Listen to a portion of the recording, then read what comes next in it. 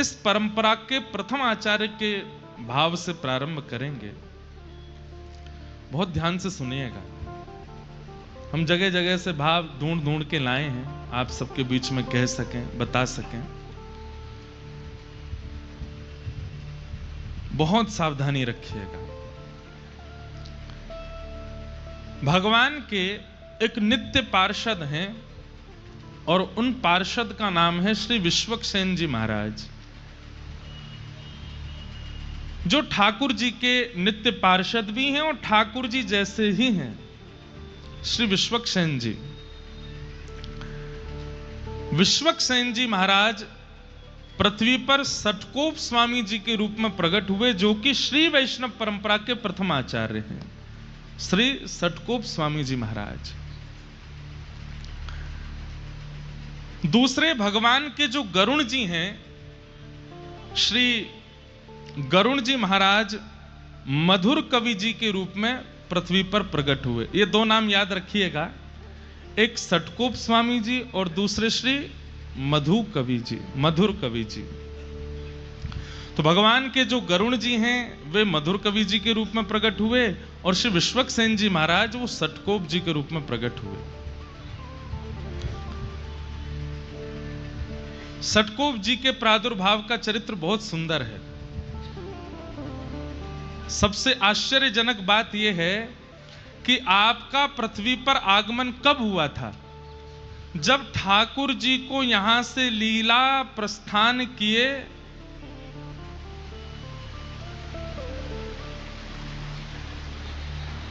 लो ठाकुर जी प्रसन्न हो रहे हैं कि हमारे प्रियजनों के चरित्र गाए जा रहे हैं। बहुत ध्यान से सुनिएगा, बहुत सावधानी से सुनिएगा।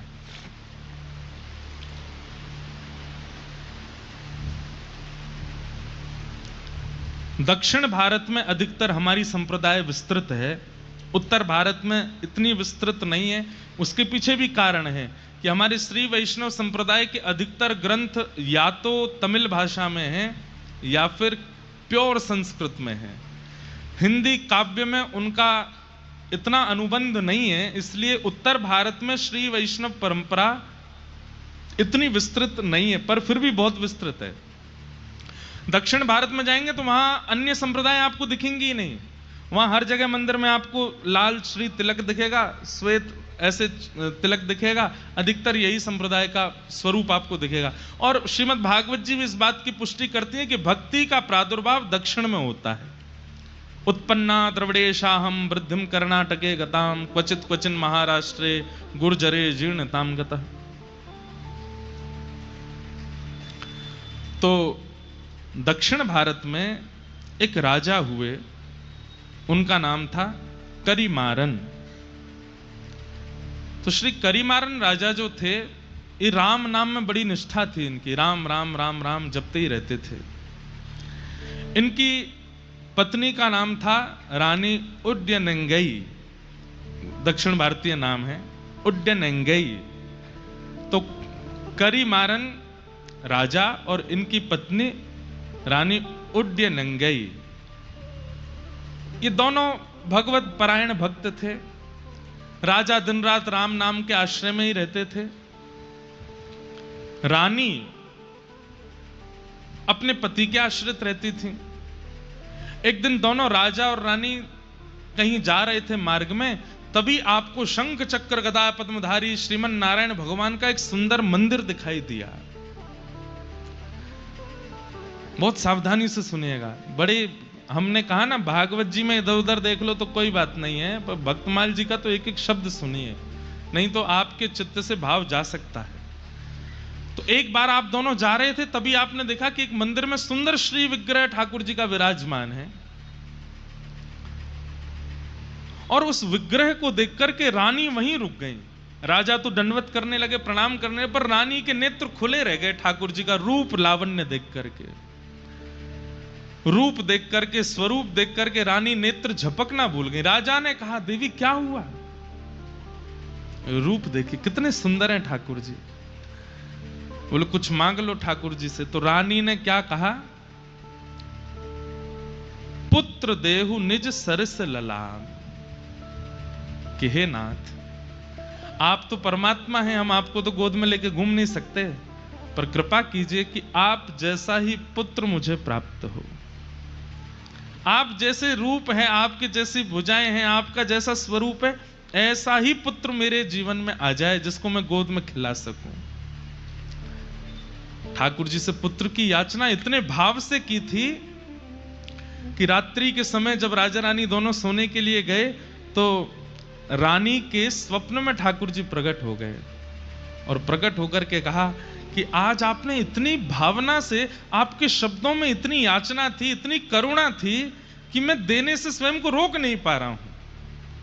इसलिए मैं अपने नित्य पार्षद, जो बिल्कुल मेरे जैसे ही हैं, श्री विश्वक्सेन जी महाराज को आपके गर्भ में भेज रहा हूं। वे आपके गर्भ में आएंगे और आप उनको स्वीकार कीजिएगा।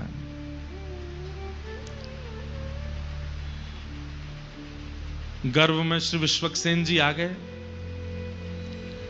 लेकिन इनका नाम सटकोप क्यों हुआ? पृथ्वी पर आते इनका नाम सटकोप क्यों पड़ा? उसके पीछे इतनी सुंदर कथा है। श्रीमद् भागवत जी में एक वेद स्तुति आती है और वहां वेद स्तुति में बताया जाता है कि जब हम लोग अपने मां के गर्भ में होते हैं तो ठाकुर जी से नित्य प्रार्थना करते हैं कि हे ठाकुर जी, एक बार इस गर्भ से मुझे बाहर कर दीजिए, मैं आपको वचन देता हूं, मैं जीवन में इस गर्भ में ना आना पड़े ऐसी कोई क्रिया नहीं करूंगा। लेकिन जैसे ही बालक का जन्म होता है तो गोस्वामी जी कहते हैं कि पृथ्वी पर आते ही माया उसको पकड़ लेती है, माया उसको खींच लेती है।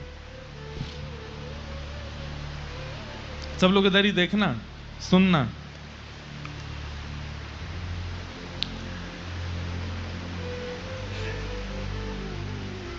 भूमि परत बा डाबर पानी, जनु जी वही माया लपटानी। जीव जब तक मातृ गर्भ में होता है वो परम भागवत होता है, ठाकुर जी से उसकी बातें होती हैं। श्रीमद् भागवत जी के कपिल देवूति संवाद में इस बात का प्रस्तुतिकरण है कि उसकी ठाकुर जी से चर्चा होती है। लेकिन जैसे ही उसका जन्म होता है माया उसको ऐसे पकड़ती है, संसार उसको ऐसे पकड़ने लगता है कि फिर वो धीरे धीरे ठाकुर जी से जितनी उसकी चर्चा हुई सब भूल जाता है। लेकिन विश्वक्सेन जी महाराज जी के साथ ऐसा नहीं हुआ। आपका जैसे ही जन्म हुआ तो जन्म लेने के अगले क्षण ही जैसे ही माया आपके ऊपर आक्रमण करने के लिए आई, तो एक तो होता है बालक रोता है, जन्म लेते ही रोता है, पर आपने रुदन ना करते हुए उस सठ माया के ऊपर कोप किया। बालक जन्म लेते गुस्सा करता है, वो जन्म लेते क्रोध किया और माया को सतर्क कर दिया कि सावधान हो जाओ, मुझ पर आक्रमण मत करना, मेरे पास मत आना, मेरे समीप आने की कोई जरूरत नहीं है। तभी इनका नाम पड़ गया सठ कोप। सठ माया के ऊपर जिन्होंने कोप किया, ऐसे श्री सठकोप जी महाराज ये हमारे आचार्य चरण हुए। और भैया देखो, जल अगर आप पे गिर जाए ना,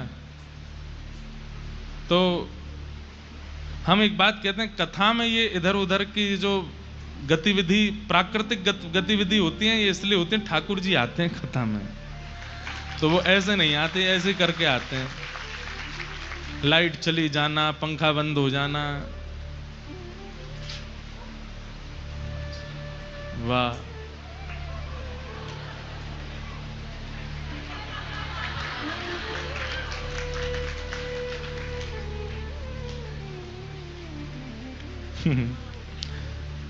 आप लोग भी कहेंगे कितना बचाओगे ठाकुर जी को। बाबा इतको आ जाओ।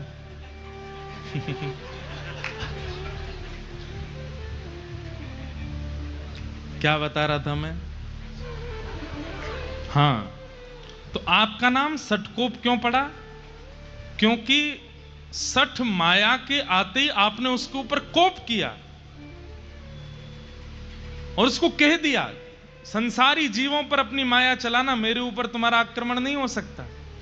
इसलिए आपका नाम सटकोप हुआ। सटकोप जी का जन्म हुआ, पर जन्म लेते ही इन्होंने अपनी माता जी का दुग्धपान भी नहीं किया। 10 दिन तक दुग्धपान नहीं किया। और जब 10 दिन तक दुग्धपान नहीं किया तो माताजी पिताजी बड़े चिंतित हो गए। खूब चेष्टाएं की, खूब याचनाएं की, खूब नियम बनाने का प्रयास किया, लेकिन नहीं पिया दुग्ध। तो माता पिता ने सोचा कि शायद ये बालक जीवित नहीं है, कोई चेष्टा कर नहीं रहा है। तो श्री षटकोप जी को एक पास के मंदिर के एक इमली का वृक्ष था, वहीं नीचे लिटा करके माता पिता वहां से निकल गए। वो तो यही चाह रहे थे, माया में फंसने थोड़ी आए हैं, वो तो जीव उद्धार करने के लिए आए, हम लोगों के कल्याण के लिए आए हैं। इमली के वृक्ष के नीचे ही आप रहे। अब आप विचार करिए कितने दिन रहे होंगे वहां। 13 वर्ष तक वहीं रहे। जन्म लेने के 10 दिन बाद से लेकर 13 वर्ष तक वहीं बैठ करके आप हरि शरणागति, हरि भजन करते रहे, हरि स्मृति करते रहे। दूसरी भाव, हमारे श्री वैष्णव संप्रदाय में श्री षटकोप स्वामी जी ऐसे महापुरुष हुए जो कि श्री किशोरी जी के भाव से युक्त थे, श्री राधा रानी के भाव से। आप निरंतर श्री राधा रानी के भाव में ही निमग्न रहते थे, किशोरी जी का स्मरण करते रहते थे। ऐसा कहते हैं कि आपके जो पद हैं वो विशेष रूप से या तो संस्कृत में होंगे या दक्षिणी भाषा में हैं, इसलिए उनका भाव तो गा पाना मेरे लिए मुश्किल था। तो हमने पिछले साल जो लोग कथा में आए थे उनको पता होगा, हमने कहा था कि अपने रामानुज संप्रदाय में पद हम निवेदित करेंगे अपने आचार्यों को लिख करके। तो आज एक पहला पद लिखा है हमने अपने संप्रदाय के आचार्यों के लिए। श्री षटकोप स्वामी जी, आपकी स्थिति कैसी है? आप किशोरी जी से याचना करते हैं, किशोरी जी का चिंतन करते हैं, और कभी तो आप भाव से अयोध्या पहुंच जाते हैं और अयोध्या में जाकर के आप देखते हैं कि हाथी की सवारी पर श्री राघवेंद्र सरकार बैठे हैं, बड़े बड़े ऋषिजन आगे पीछे चल रहे हैं, कोई चमड़ उड़ा रहे हैं, कोई पंखा चल रहे हैं, जिसके कारण राघव जी का मुखमंडल दिख नहीं रहा। तो षटकोप जी इतने व्याकुल हो जाते हैं कि राघव मुझे दिख क्यों नहीं रहे। आप स्वयं वहां पहुंचे नहीं है, मानसी में वहां पहुंच जाते हैं। तभी आप विचार करते हैं कि अयोध्या के तो राजा हैं, ये राजा तो आसानी से मिलते नहीं हैं, लाला के पास चलो। तो तुरंत मानसी में ही आप वृंदावन पहुंच जाते हैं और वृंदावन जाकर के आप लाला का स्मरण करते हैं। तभी आप क्या देखते हैं अपनी मानसी में? एक गोपी खूब सारी गैयान को गोबर एक पात्र में भर के थाड़ी है। वैसे तो नित्य गोबर उठा लेती है, लेकिन आज उसको पता चल गया है कि इसी मार्ग से श्याम सुंदर आने वाले हैं। तो मन में विचार कर रही है कि मैंने कछु ऐसा नाटक करूं कि लाला को मेरे पास आना पड़े। तो नीचे परात रखी है गोबर की और वहां में हाथ लगाए करके ऐसा, अरे ये तो बड़ो भारी है, मोते तो उठ ही नहीं रहो, अरे कोई नेक आए के या को उचवाए दो या को नेक उठवाए दो। षटकोप स्वामी जी के मानसी में ये चिंतन होता है। इतने में ही दूर गैया चराते हुए आ रहे श्याम सुंदर, उनको देख करके तो वो गोपी और नाटक करती है, ऐसे उठाते उठाते गिर जाती है। अरे ये तो बड़ा भारी है, आज तो कोई मेरी मदद करे ही ना रो, या को कौन उचवाए को। इतने में ठाकुर जी आए, बोले मैं उचवाए दूं। तो गोपी तो है 80 वर्ष की और लाला है 5 वर्ष को, नेक 100। ठाकुर जी कह रहे हैं मैं उचवाए दूं। षटकोप स्वामी जी दूर खड़े खड़े देख रहे हैं और तभी गोपी के हाँ लाला उचवाए दे। तो ठाकुर जी भुजा लगा करके उसमें प्रयास कर रहे हैं उठवाने का, और गोपी से तो उठता बनता है, वो तो जानबूझ के नाटक कर रही है। तो जैसे ही ठाकुर जी ने हाथ लगाया तो गोपी ऐसे उठाने लगी। इतने में ठाकुर जी मन में विचार किए, मैंने तो जोर ही ना लगाया, हुए उठ कैसे गए हो। ठाकुर जी समझ गए, बोले ओहो जे गोपी नाटक कर रही है मेरे आगे। सो ठाकुर जी ऐसे करते करते, अब वो गोपी देख रही है ठाकुर जी की और चाह रही है गोबर का भाव, और दूर खड़े सटकोप स्वामी जी मानसी में दर्शन कर रहे हैं। और जैसे उचाते उचाते नेक ऊपर लाई तो इतने में ठाकुर जी उसको दिखा देते हैं, मैंने तो स्पर्श ही ना किया, अपने आप ही उठ रही है। जैसे ही उठाने लगे तो ठाकुर जी थाड़े के बोले, हेरी गोपी तू नाटक क्या कर रही? तो गोपी ने सिर पर, मैंने तो नहीं किया नाटक। बोले अच्छा, मैंने तो जोर ही ना लगाया, या मैं फ्री उच कैसे गई ऊपर तक? और दूसरी बात, मैंने जोर लगाया भी होगा तो तेरी कमर तक मेरे हाथ में वाते ऊपर कैसे चली गई जी? तो गोपी बोली नहीं नहीं वो तो ऐसे ही आ गई। बोले नहीं ना बता, ठाकुर जी ने वहां को एक हाथ पकड़ लिया। बोले मैं बता के जा, तो झूठ कैसे बोल रही यहाँ पे? सटकोप स्वामी जी के नेत्र सजल हो रहे हैं, अब क्या करेंगे ठाकुर जी? तो गोपी का हाथ छोड़ नहीं रहे, बोले मैं बता के जा। अब गोपी यही तो चाह रही थी, ये मुझसे बात करें, मेरे सामने खड़े हो, मेरा हाथ पकड़ लें। ठाकुर जी जब हल्ला मचाने लगे, मधुमंगल श्रीदामा जल्दी आओ, देखो जे गोपी कैसा नाटक करे। इतने में गोपी वहां से बचवे के काजे अपने जो परात है का जहां में गोबर भरो पड़ो, बात टेढ़ होकर के ठाकुर जी पे ही डाल दे।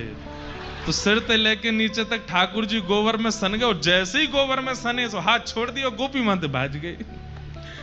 और श्री सटकोप स्वामी जी इस लीला का दर्शन करके चरणों में प्रणाम करते हैं। सोचिए, माया पर कोप किया उन्होंने, लेकिन भावना से कितने सरल हैं, मानसी से कितने निर्मल हैं।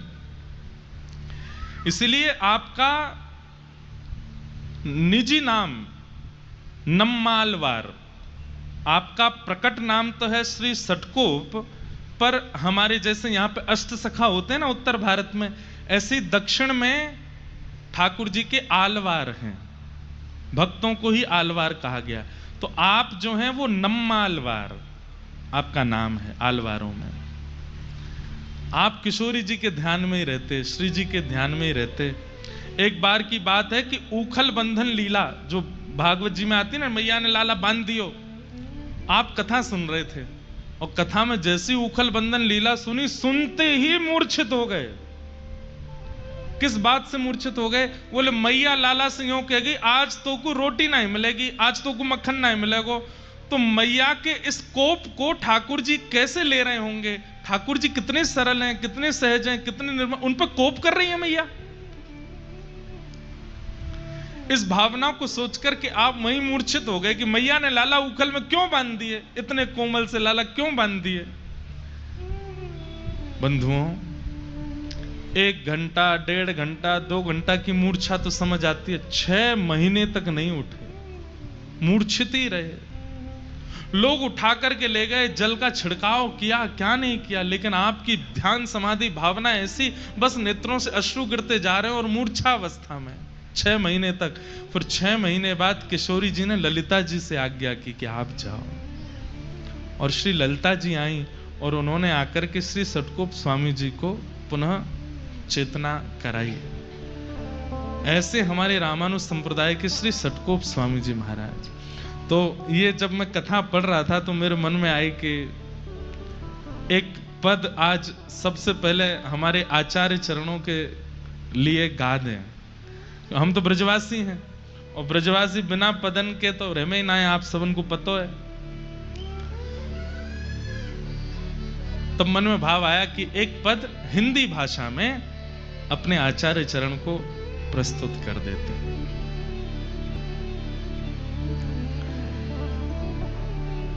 करी हूं कृपा कब श्यामा मुँह पे, करी हूं कृपा कब श्यामा मुँह पे। श्री सटकोप स्वामी जी गा रहे हैं। अच्छा, एक और बात तो बताने ही भूल गया मैं। जब आपका प्रादुर्भाव हुआ तो बालक जन्म लेते ही रोता है, पर आपके रोने का कारण ये नहीं था कि मुझे दूध पिला दीजिए या बालक को प्रसव पीड़ा हुई है इसलिए वो रो रहा है। नहीं, आप इसलिए रोए क्योंकि भगवान के लीला पूरी करने के मात्र 15-20 साल बाद ही आपका जन्म हुआ था। श्री कृष्ण धरा धरती से लीला पूरी करके चले गए और ठाकुर जी के जाति कलयुग प्रारंभ हुआ, और कलयुग के प्रारंभ होने के 15-20 साल के अंतराल में ही आपका जन्म हुआ है। तो आप इसलिए रोए कि मेरा जन्म इतने साल पहले क्यों नहीं हुआ? जब ठाकुर जी पृथ्वी पर थे तब मैं क्यों नहीं आया? ये मेरा दुर्भाग्य कि मैं आज क्यों आया हूं? ये इतना समय क्यों लगा मुझे आने में? तो आचार्य चरण का भाव है और उन्होंने ही चित्त में दिया है। सब लोग गाइएगा। करी हो कृपा कब श्यामा मोह पे, करी हो कृपा कब श्यामा मोह पे, करी हो कृपा कब श्यामा मोह पे, करी हो कृपा कब श्यामा मोह पे, जैसी कृपा ललिता पर कीनी, जैसी कृपा ललिता पर कीनी, जैसी कृपा ललिता पर कीनी, जैसी कृपा ललिता पर कीनी, महल टहल सेवा सब पाए, महल टहल सेवा सब पाई, महल टहल सेवा सब पाए, महल टहल सेवा सब पाई, खरी हो कृपा कब श्यामा मोह पे, करी हो कृपा कब श्यामा मोह पे, करी हो कृपा कब श्यामा मोह पे, करी हो कृपा कब श्यामा।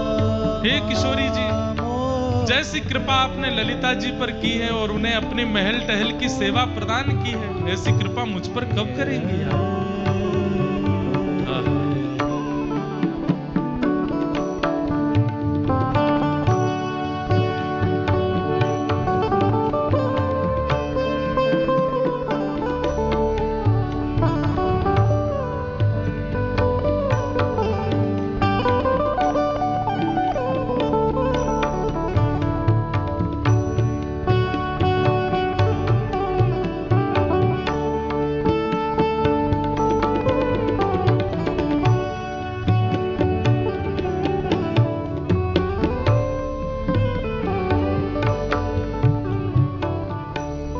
जैसी कृपा विशाखा सो करी, जैसी कृपा विशाखा सो करी, जैसी कृपा विशाखा सो करी, जैसी कृपा विशाखा सो करी, निज सेवा सब पानी,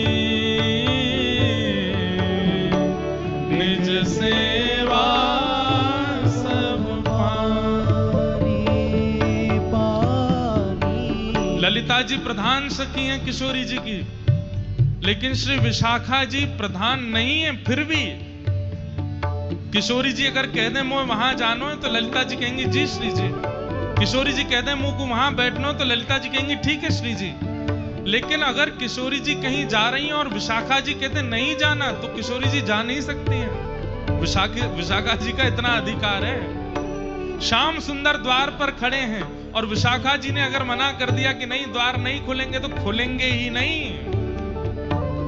ललिता जी प्रधान सखी हैं, पर निकुंज की एक प्रकार से देखा जाए तो गतिविधियों पर पूर्ण अधिकार, पूर्ण कमान श्री विशाखा जी की रहती है। जैसी कृपा विशाखा सुकीनी, जैसी कृपा विशाखा सो करी, निज सेवा सब पानी, निज सेवा सब पानी, करी हूँ कृपा कब श्यामा मोह पे, करी हूँ कृपा कब श्यामा मोह पे, करी हूँ कृपा कब श्यामा मोह पे, करी हूँ कृपा कब श्यामा मोह पे, ऐसी कृपा सठ कोप पे कीजे, ऐसी कृपा सतत कोप पे कीजे, ऐसी कृपा सठ कोप पे कीजे, ऐसी कृपा सतकोप पे कीजे, श्री वृंदावन रस रानी, रानी श्री वृंदावन रस श्री वृंदावन रस रानी, रानी श्री वृंदावन रस रानी, रानी करी हो कृपा कब श्यामा मोह पे, करी हो कृपा कब श्यामा मोह पे, करी हो कृपा कब श्यामा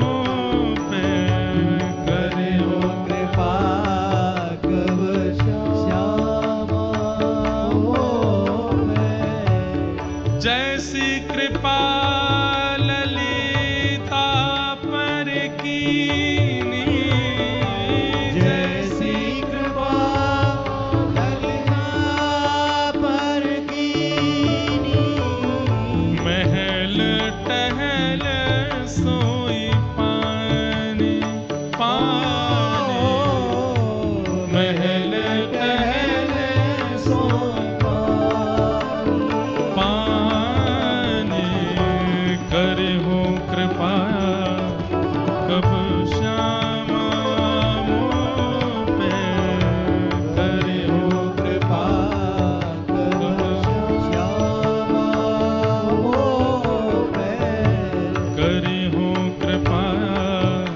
कब श्यामा मोह पे, करी हो कृपा कब श्यामा मोह पे, श्री सटकोप स्वामी जी महाराज की जय। आचार्य चरण ऐसे किशोरी जी का स्मरण करते हैं। तो फिर आज अब जैसे भी है जल्दी जल्दी में ये भाव आचार्य चरणों को प्रस्तुत किया। यही भाव आचार्य चरण रखते होंगे श्री जी के चरणों में। तो ऐसे राधा भाव में विभोर रहते थे आप, और मानसी में श्री लाल जी की और श्री राघव जी की निज लीलाओं का अनुभव करते थे। जब जन्म के बाद माता पिता आपको एक इमली वृक्ष के नीचे छोड़ गए और आपने वर्षों तक वहीं रह करके ठाकुर जी का स्मरण किया, तब श्रीमन नारायण भगवान प्रकट हुए शंख चक्र गदा पद्म धारण करके, और हमारे श्री वैष्णव संप्रदाय में जो मूल मंत्र आपको गुरुदेव देते हैं, अष्टाक्षर मंत्र, जो 8 अक्षर का मंत्र आपके आचार्य गुरुजनों ने दिया होगा या जिन्होंने हमसे दीक्षा ली उनको प्राप्त हुआ होगा, ये प्रथम बार श्री ठाकुर जी ने सटकोप स्वामी जी को प्रदान किया। सुनने में वो 8 अक्षर लगते हैं और बड़ा सरल लगता है, ऐसा लगता है कि ये तो बड़ा सामान्य साधारण सा, पर नहीं है। एक एक अक्षर की व्युत्पत्ति और एक एक अक्षर का प्रभाव इतना अद्भुत है। अभी रामानुजाचार्य जी का प्रसंग शुरू होगा तब पता चलेगा कि उस मंत्र की विधि क्या है, उस मंत्र का रहस्य क्या है। मंत्र को गोपनीय रखना चाहिए, कभी किसी को नहीं बताना चाहिए।